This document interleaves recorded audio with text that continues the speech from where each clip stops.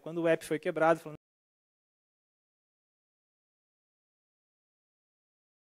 vou colocar uns passos mínimos aí para se conseguir, para se obter isso. Primeira coisa, comprou seu ponto de acesso, pelo amor de Deus, troque a senha default que está lá. Porque senão, essas senhas default, elas são de conhecimento público, qualquer hacker vai lá. Você comprou um ponto de acesso da Linksys, por exemplo.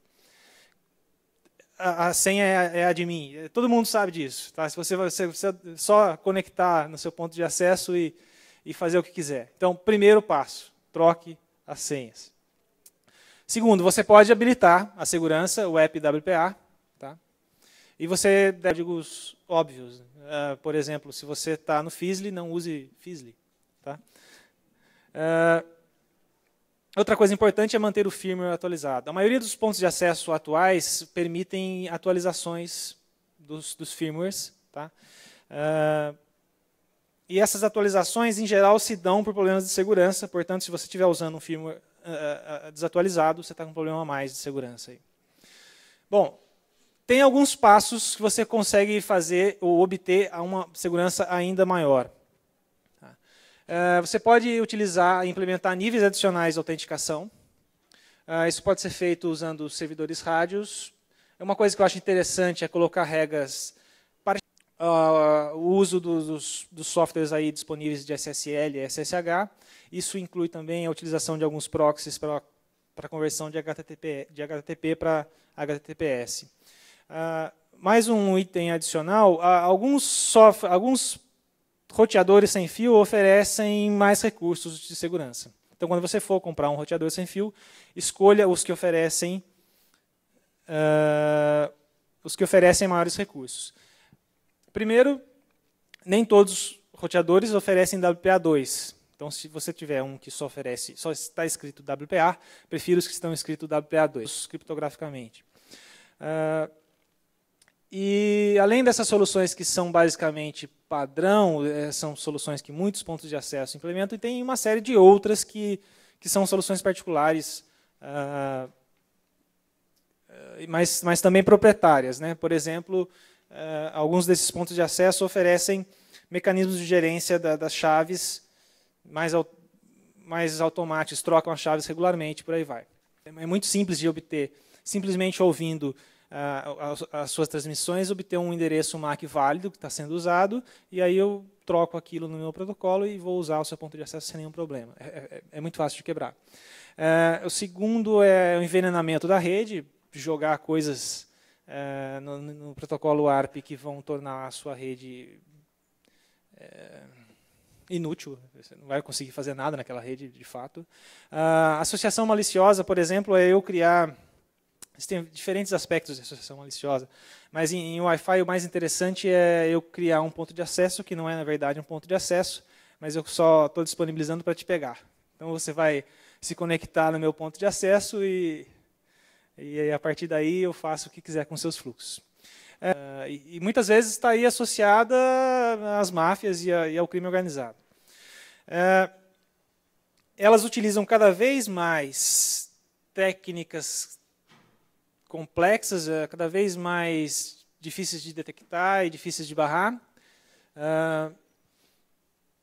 Uma outra coisa interessante, existem poucos ataques hoje em dia, aquele ataque que o aluno ganha acesso ao web server da faculdade e coloca uma mensagem.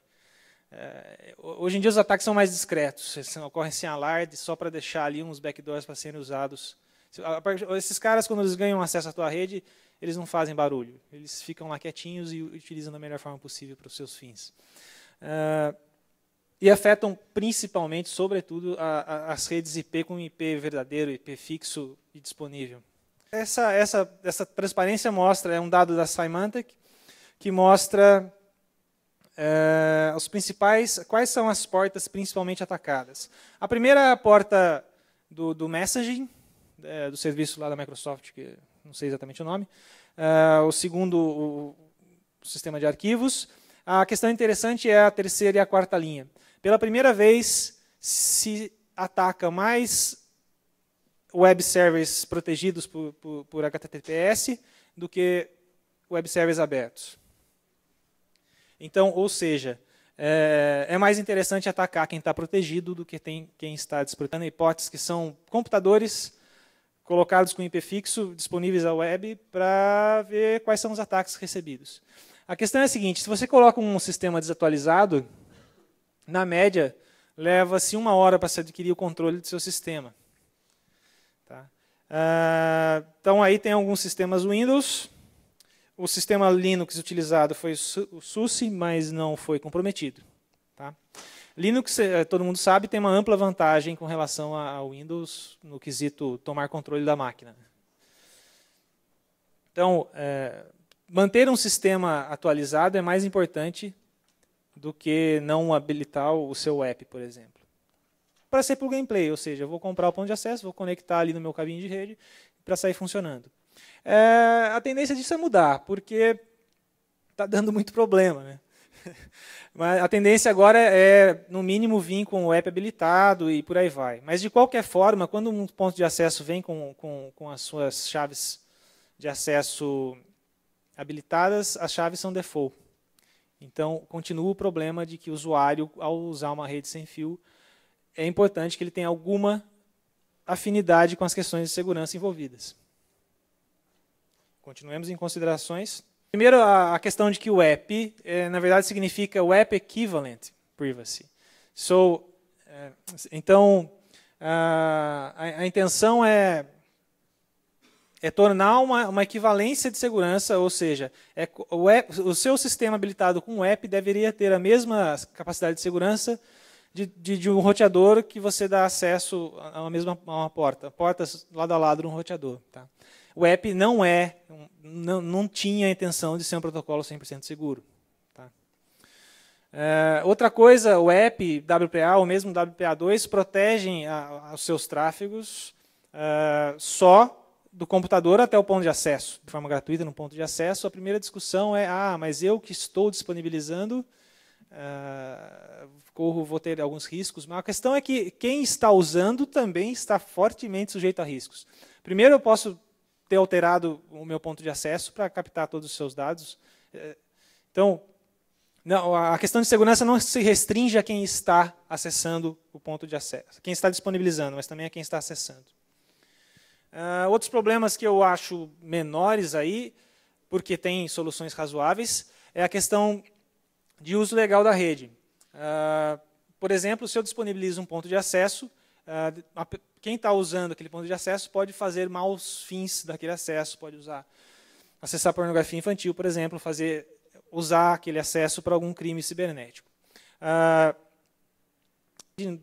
E usar demais. Bom, e para isso, a maioria dos pontos de acesso hoje já tem, eles implementam alguma questão de QoS. Eles não implementam um protocolo, o 802.11e, que seria a especificação de Wi-Fi para QoS, mas eles, em geral, já trazem alguma solução para priorização, alguma solução para garantia de qualidade. Bom, dito isso, quem, em hipótese quase nenhuma, deve disponibilizar o seu ponto de acesso? É um problema a mais. Tá? Bom, só para colocar algumas condições que certamente são problema. Agora, por outro lado, se muitos sistemas não podem serem disponibilizados, para quem se enquadra naqueles quadros anteriores, tem algumas ferramentas. O Nmap, o Snort, inclusive tiveram algumas apresentações dentro do próprio Sfeasy. Tá? Bom, por outro lado, algumas pessoas podem, sem problemas, disponibilizar os seus pontos de acesso. Primeiro, quem não manipula informação nem sigilosa, nem então, além de quebrar as camadas de rede, você teria que quebrar essas.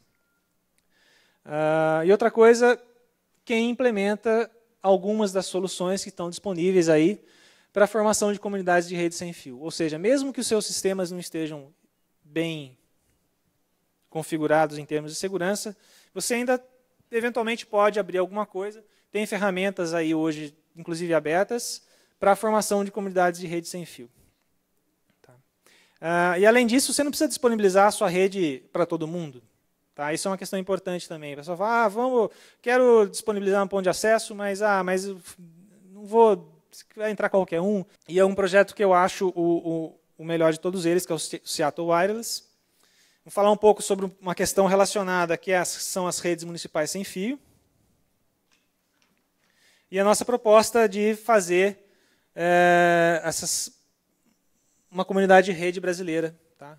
Ou seja, uma comunidade brasileira para disponibilização de pontos de acesso. A importância disso. Bom, primeiro o Wi-Free, ele permite o compartilhamento entre usuários que disponibilizam seus pontos de acesso. Ou seja, o Wi-Free, tecnicamente, ele é baseado numa adaptação do ponto de acesso WRT54G, da Linksys, que até pouco tempo atrás era baseado em software livre, então você podia alterar assim software livre, portanto é livre, mas o problema fundamental, ele não promove inclusão. Para ter acesso a uma rede Wi-Fi, eu tenho que disponibilizar meu ponto de acesso Wi-Fi. E a ideia fundamental não pode ser essa. Tá? A ideia fundamental tem que ser acesso livre. E eu acho que eu não preciso reforçar essa ideia para vocês. Então, só para dizer como funciona o Wi-Fi, 2 usuários, o PEP em algum lugar do mundo, aí, qualquer, num lugar do mundo onde ele encontra o ponto de acesso, o roteador do Juan. Então, PEP é uma das maiores incidências de usuário de computador, como diria, hacker, mas não é um bom termo. Bom, Seattle é uma cidade basicamente que vive de software, né? E Seattle é região. E lá, em 2000, eles criaram a Seattle Wireless, que foi uma das primeiras comunidades de rede sem fio do mundo. Não necessariamente foi a primeira, mas foi a primeira que de fato implementou uma comunidade sem fio funcionando e resolvendo uma série de problemas tecnicamente. Foi de acesso. E a intenção é que esses pontos de acesso sejam disponibilizados pelos usuários comuns, tipo eu, você, quem quiser, quem tiver um ponto de acesso, puder disponibilizar esse acesso. Bom, outro projeto interessante que está especialmente acontecendo nos Estados Unidos são as redes municipais gratuitas, ou seja, uma série de pontos de acesso de redes Wi-Fi distribuídos e financiados pela prefeitura. Tá? A Filadélfia foi uma das pioneiras. Tem outros exemplos aí de cidades americanas, Milpitas, advertisement no estilo Opera. Quem se lembra daquele navegador Opera que te jogava uns advertisements bem chatos? E se você quiser se livrar dos advertisements e ter um acesso um pouquinho mais rápido, você paga $20 mensais. Tá? O projeto como um todo está orçado em $12 milhões e deve cobrir não deve cobrir todas as áreas de São Francisco. Tá? A ideia é que um dia cubra. Bom, e no Brasil, como é que a Vex, que opera basicamente os cafés, a ideia da Vex é pegar os Franz Café, as lojinhas, as cafeterias, é um modelo muito americano de explorar isso. E tem alguns outros também, Virtua, Comfort, tem uma série de operadores. A questão fundamental é a seguinte, se não fizermos nada, no Brasil ainda essa questão não está bem legislada, né? Se não fizermos nada, o que vai acontecer? Quem quer chutar o que vai acontecer daqui a 5 anos? Só vai ter acesso pago, eles vão conseguir dobrar Congresso, Prefeitura, mundo ver e ouvir ali no seu rádio. E também a questão de cadastro de pontos de acesso livres, ou mesmo os parcialmente restritos. Aí. Afinal de contas, se a gente quer fazer pontos de acesso livre, é interessante que eu saiba onde eles estão também. Né? E a segunda questão urgente é começar a reivindicar, começar a a tentar criar redes municipais sem fio, livres e gratuitas. E daí a intenção de vir apresentar essa questão no FISLE. Se possível, cada um de vocês, por favor, pressione o seu prefeito. E vamos tentar fazer isso, nem que seja... Vamos, sei lá, a questão essencial aí é criar um projeto piloto. Os projetos que existem hoje são muito pontuais, muito restritos a uma... Na rede você não vai encontrar todos, existem, eles estão aí. Se você for numa cidade no interior do Acre, você vai ter lá um ponto de acesso com alguém disponibilizando. A segunda questão é a geração de documentação. Como eu disse, precisamos instruir os usuários, senão eles estão em maus lençóis. Tá? Bom, e nessa questão também entra a questão de levantamento das questões legais por provedor, né? Cada provedor, o provedor pode restringir. Por exemplo, eu contrato um provedor que restringe a utilização ou a distribuição daquele conteúdo. Então, isso precisa ser levantado. É uma questão legal, está no contrato. Muito preliminarmente, montamos uma página wiki para que a comunidade se forme. Meia culpa é bastante preliminar. Eu tive, para quem está fazendo tese, eu tive envolvido com tese nos últimos meses. Bom, mais algumas referências. Seattle Wireless, que é aquele projeto que muito me agrada. Mais alguns projetos, o NoCat, o Personal Telco de Portland. Buenos Aires Libre, que, aliás, está bem na frente de qualquer projeto brasileiro. E um livro que era uma ideia que hoje é a hora de fazer acontecer. Tá? Então, responsavelmente, vamos colocar os nossos cabos de rede por debaixo da porta aí, vamos quebrar esse conceito de que eu não quero que ninguém use uma rede porque eu estou pagando. Isso é um conceito que, imposto pelas telefônicas, é um conceito que não faz muito sentido. Bom, pessoal, é isso, obrigado. Então, abrir para perguntas aí. Tem 3 pontos que estão disponibilizados. No Parcão, ali no Moinhos. No Parcão, no Parcão. Eu sei que tem alguns pontos. Só uma questão, então. Existem esforços, mas eles são muito localizados. A questão fundamental é fazer isso. Outra questão importante que eu talvez não tenha mencionado. A maioria dos esforços que existiam até hoje, eles partiam de baixo para cima, ou seja, uma comunidade pequena e fazia o seu esforço e estava lá. O conceito de wireless community, das comunidades wireless, ele surgiu de baixo para cima. E o que falta é alguma organização, alguma promoção disso, né? Eu queria fazer uma colocação aí. Não é nenhuma pergunta, mas como você se referiu a alguns pontos isolados aí. Eu sou da prefeitura de Tibagi, que fica no interior do estado do Paraná, e a gente está trabalhando nesse sentido aí. Eu estou com uma série de rádios comprados já. Eu só estou, por enquanto, só estou tendo problema com o aspecto legal da coisa. Prefeitura, a gente vai fazer uma moral também, lógico, né? Que a gente precisa mostrar o serviço também. Então, basicamente, para usuários domésticos, até pequenas empresas que utilizam Simples, não sei como é que funciona no Rio Grande do Sul, não sei se você conhece o Simples. Tá. Então, empresas que utilizam Simples ou usuários domésticos vão ter disponíveis lá uma conexão em torno de 300K, se bem que a gente contratou um link de 800, mas pretende limitar a banda e tal. E realmente o único empecilho que eu estou tendo é na parte legal da coisa. E eu vou usar, inclusive, a tua palestra para procurar referência aí a respeito de como é que eu posso me orientar nesse sentido. Justo. O problema legal, ele existe, mas mais do que um problema, ele é um problema mal definido ainda.